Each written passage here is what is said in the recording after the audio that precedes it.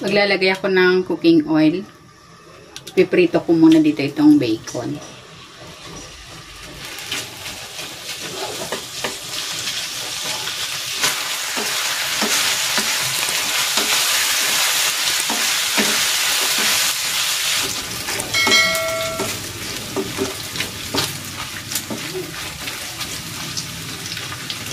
Ayan, okay na ito.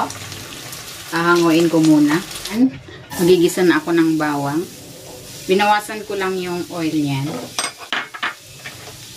Para gaanong oily yung ating fried rice.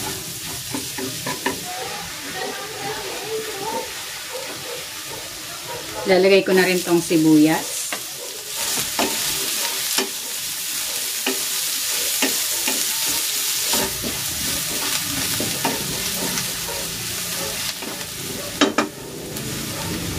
Maglalagay ako ng mixed vegetables.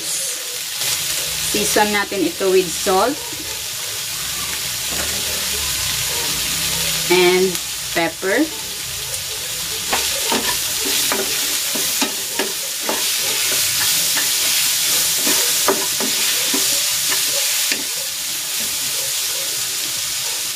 Ilalagay ko na itong cooked rice.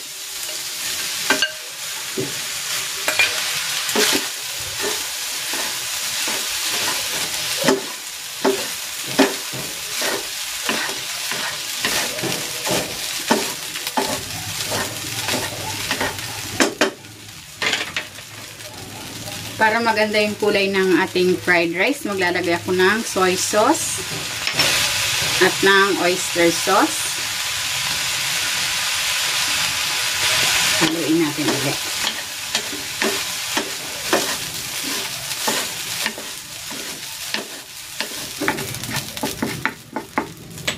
Ilagay tayo ng konting oil. Ilagay ko itong 2 egg.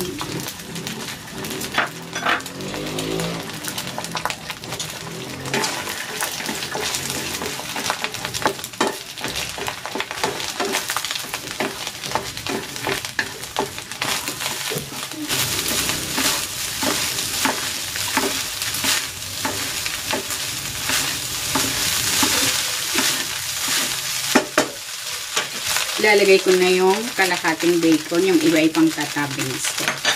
At maglalagay din ako ng spring onion.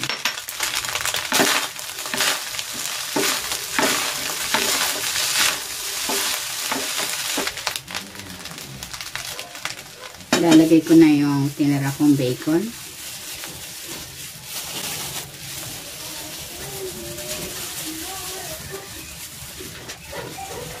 At maglalagay din ako ng spring onion.